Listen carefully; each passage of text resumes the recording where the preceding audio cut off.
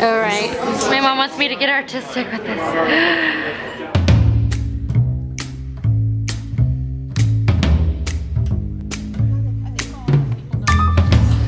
Welcome.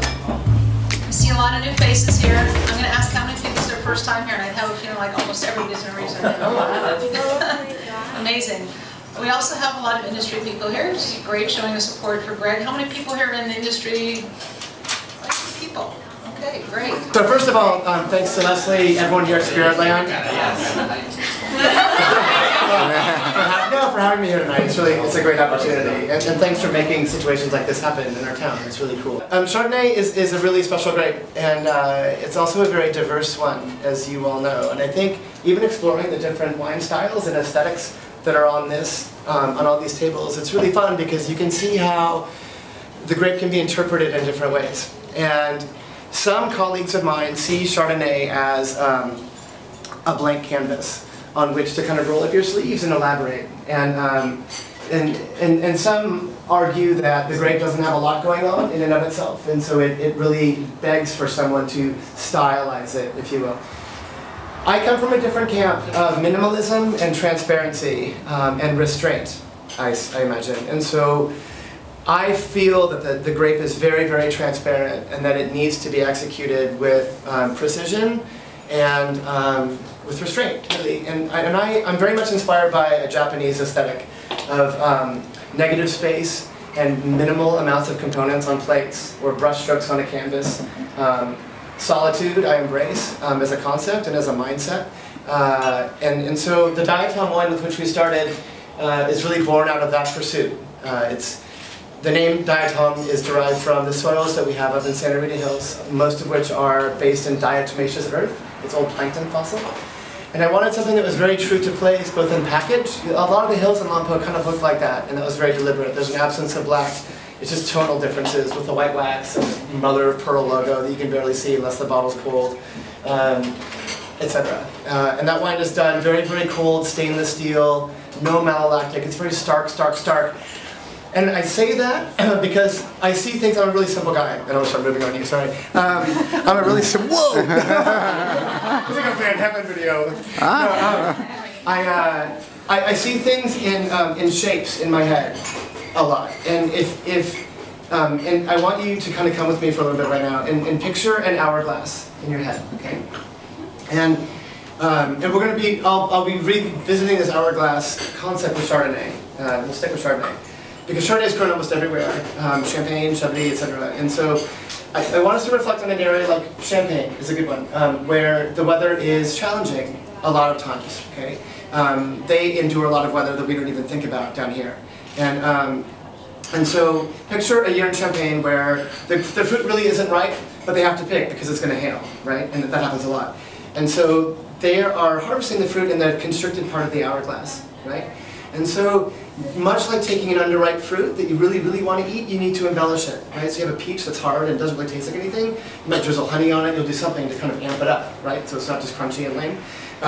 Similarly, people in that scenario have to explore the same type of journey, right? And so with Champagne, again, as a general example, I'm not saying this is all. There's a path inside the winery of embellishment, right? So they're going out this way in the hourglass. They'll barrel ferment, which gives a little richness to the wine. Almost everything goes through malolactic, which sharpens that shrilly malic acid into a softer, more docile acid. Okay, so there's more breadth that way. And then once the champagnes are capped up with the yeast for the second fermentation, that's a period where it's called entirage on that yeast inside the bottle. And that period entirage also helps to girth up the wine a little bit. And then, after that whole process, when the cap's knocked off, they usually add sugar. Okay, so go back to the honey on your underripe peach, again, for another step out. This way, because they need to. They need to go this way to generate volume in the wine.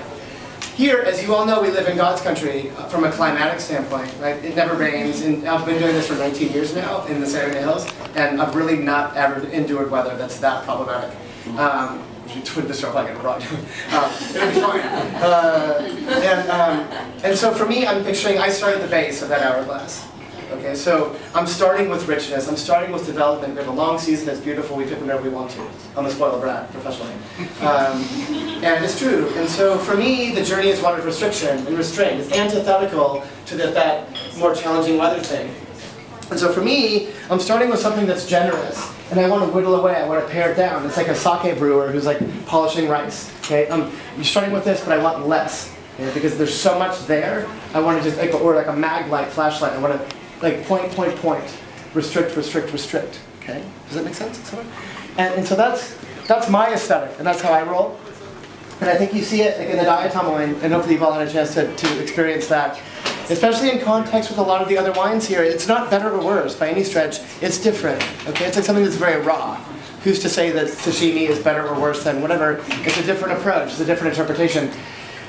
You can also take that same base, okay, of that hourglass and embellish upon it. So you can take the base and you can take that more elaborate approach, right? And those wines they're very hedonistic, they're very decadent, they can be cumbersome. But time and place, and there's certainly an audience for that, and we've all had them. Wines that are a little blousier, oakier, buttery, super curvy, super voluptuous. That's fine. But it harmonizes with a different type of food profile, and I'd rather take a more kind of incisive, edgy approach, I guess, with what I do throughout all three projects: Melville, Brewer, Clifton, Diatom. I don't really introduce myself, but you kind of know. And diatom being the most restrictive, the most stark, the most kind of stalker, calculated, disturbing of the three is diatom. No, it is. It's really deviant to do what I do with that, but it's important to me. It's very personal, and so that's maybe a good place to start. Does that make sense? Because my head's not all together like with most people. So, but really, it's all kind of it's all very simple, and ultimately through all these wines, and I think just like with food, I'm always inspired by tension between different components. Okay, I talk about this all the time with the Melville staff and others, and you see it all throughout our lives. Okay, bass, treble, hot, cold, savory, sweet, male, female. It's that kind of pull, that kind of tension, and if you have one, you need the other. Okay, and depending on how much of one you have, you need that much more of the other, right? So things arrive at a certain state of harmony. Okay, so how much bass is there? How much sweetness is there? How strong of a personality are you versus you? Like, it doesn't really matter. It's what else is going to meet that, right? The amount of bass, the amount of sugar, the amount of acidity is kind of it doesn't really matter, because what matters is what's on the other side. Okay? And so with what I do, people talk about balance in wine all the time, which is cute. You kind of think like, oh, that's balance. And then harmony, cool, and then dynamics I talk about sometimes, and now really tension's my deal, because I push a lot of envelopes, and I challenge people, I challenge myself. I like exploring non-comfortable environments and zones professionally with people. It's fun. But for me, tension is this. It's like a rubber band that you're pulling very, very taut. And then I pick right, and I play in a higher alcohol playground than most people are cool with. But I also know I can rely on sharp malic acid and the growing season we have to make it all come together, I guess. So hopefully you found out the diatom wines. Be kind of thinking about that and the texture as we go through all the other chardonnays tonight too. And then play around, obviously, as I'm sure you always do. With, please share with the other tables. Yeah, what's on your table. You can share with me too, all of them. And see how different wines resonate with the food. Okay? And be really aware of texture. Texture's overlooked a lot, and it's something that I go to Japan almost every year, and I get a lot of inspiration there, and have tons of friends there, and I've learned a lot on tons of levels from my time there. And texture is a huge deal. It's paramount, really. There's aroma and flavor, and texture is big, and sometimes people gloss over that. I'm not saying in the U.S. in generality, but sometimes we do. So really be aware of how the wine feels, the tactile impression on its own, and then also how it changes and evolves with food. That's really why we're all here. Okay. Chapter 1. You guys doing okay? Wait till the next time I get up. So please enjoy, and thanks again for having me. Thank you. Yeah. Sure. You know what? I'm usually not at a loss for words, but I'm not sure what I'm going to talk about yet. So, Chardonnay, it's funny. There are people in our business, I guess, that it's almost chic not to dig it. And it's a shame because there's a handful of wines out there that maybe aren't super compelling and maybe they're a little, I don't know, not blasé, that's kind of too much, but the people that like the geeky professionals are like less into, I guess. However, it's unfortunate because the grape is it's an amazing grape, and there's a reason why it's planted all over the world, and there's a reason why it's generally the most coveted, high-priced white grape around. Too much Champagne and Burgundy and California, it's a really special thing. And what's nice about it, I think, because it's so vastly planted and produced, there's a huge variation. I mean, you can get Chardonnay for $2 at Trader Joe's. And at the same time, well, it's true, and at the same time, you know, there are wines from Burgundy, and it's a 4-digit figure on release, if you can find it, so, and there's everything in the middle. And I think it's really a testament to the versatility of the grape. And so, I would encourage you all to go, like whenever you're having Chardonnay, like couples, whatever, friends, getting together, doing things like this, look at it, I guess I would just ask you, look at it and embrace the different styles that are out there, the different priorities that producers will have. Either aesthetically or economically or whatever, depending on what they're after. And ultimately see the beauty and the difference. Right? And on wine lists, I do the same thing. If I'm presenting wines to a buyer, like diatom is a very extreme, stark, linear, edgy thing, like we talked about. And even if that's not someone's cup of tea from a wine buyer's perspective, it's a nice complement to some of the bigger, richer things on the table tonight. And it's either the diner or any kind of client, they don't have a preference one over the other, or different types of food pairing opportunities, where the two results are totally different.